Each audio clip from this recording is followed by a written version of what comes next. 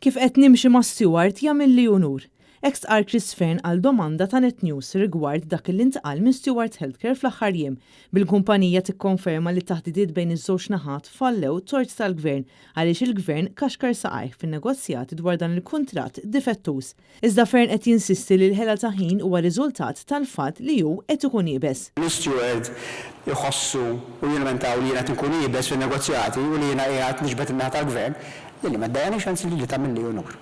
Tal-poplu tisterq il-miljun ħabba fil-emendi. Fil-bidu tal-ġimgħa l-kumpanija Stewart irribattiet id-diskors li għal Fearn fil-Parlament ftit tal-jiem qabel.